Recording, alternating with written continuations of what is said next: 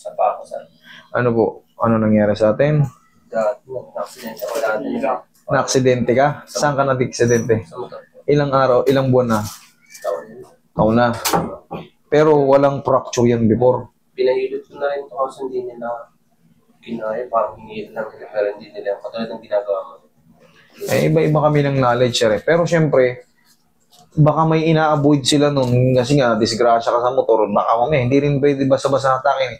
May x-ray ka ba before? Pero wala naman pong fracture. Walang fracture. Saan yung napuruhan sa'yo? Itong malaking peklat na to, kasama yan? Sugat lang po. Sugat lang to. Pero ito, Ito yung... yan ang nano. Pero, nung bukod sa disgrasya mo noon, may tapilok ka pa ba? O yun na yun, doon na yun sumakit nung na-disgrasya ka? Yan na yun. Ito na po. Ito na yun.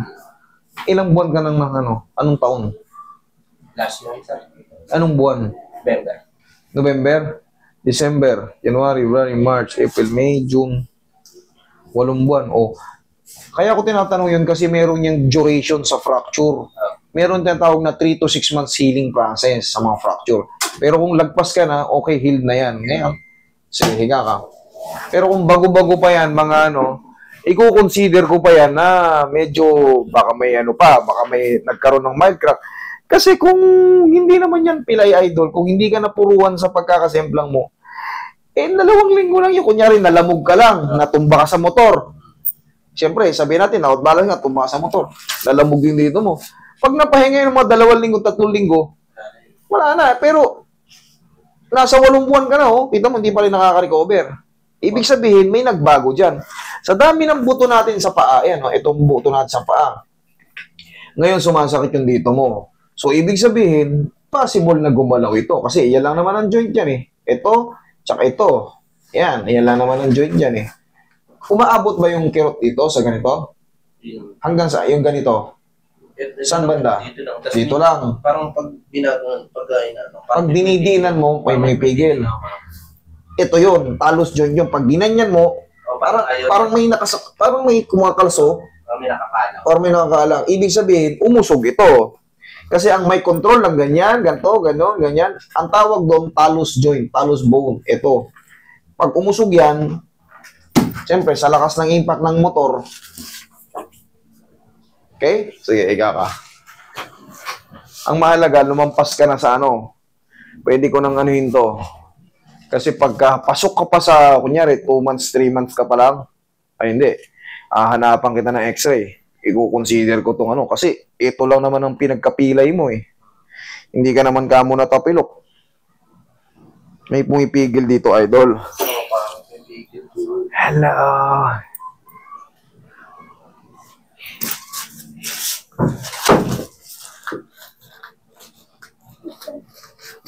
So, friend.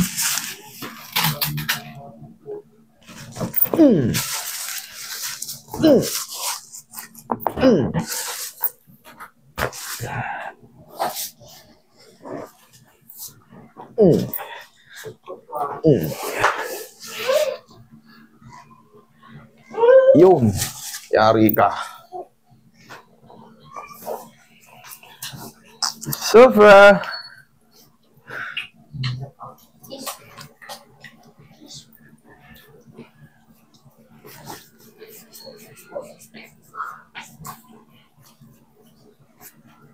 Galing kayo ng kaong? Saan galing? Sino kasama mo?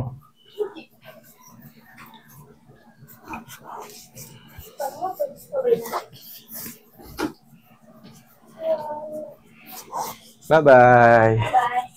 Bye-bye.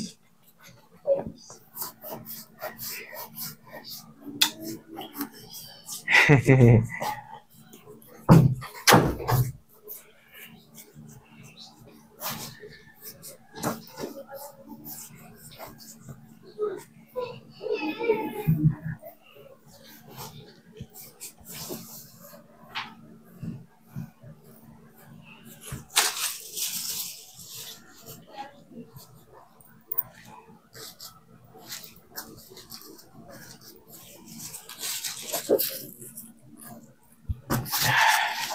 Tingnan mo, idol, kung konti na lang natira, mag-antay pa tayo ng mga ilang araw para mag-subside pa. Check mo.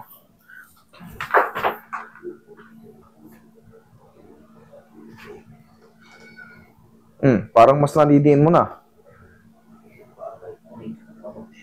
Diyan, konti dyan. Higa ka. Sige, kung meron. Pero dito, mas kaya mo na. Mas kaya mo na. Thank you. Higa ka dyan. Dito, dagdagan pa natin dito sa may likod. Dito po banda pa. Okay, sige. Ito naman kasi hindi yan basa-basa masisiro. Pero pagka naramdaman mo, meron pa siya pero konti na lang. Rest.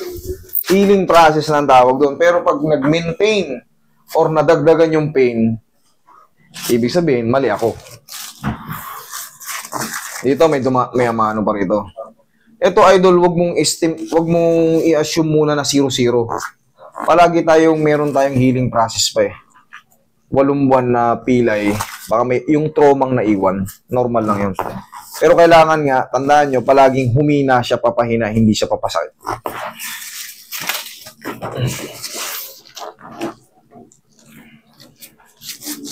Pengi pang konting pauroy. Wag mo muna tong italon-talon, idol, ha? Normal lang na muna pamumuhay. Walk, kung ano mang ginagawa. Basta wala mo ng activity jumping, ha? Jumping and running. Kung hayaan mo lang muna pagbigyan mo lang ako kahit 1 week. Kasi binago ko yung posisyon. Kasi kung hindi naman mababago yung posisyon nito, tatagal ka ng taon, yun at pa rin. Kita mo, 8 buwan na. 4 na buwan na lang, anniversary mo na. Ganun talaga. Bibilangin natin yung mga panahon na lumilipas na ganun pa rin yung pakiramdam mo or masakit pa rin.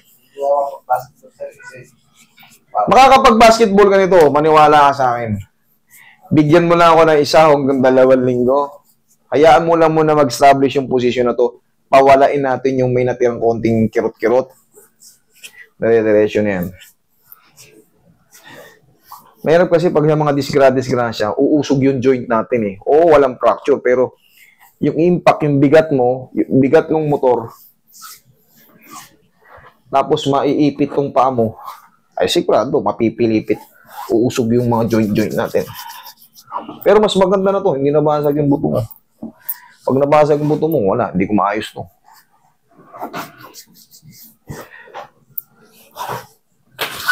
Check. Testing. Suot kang sinelas.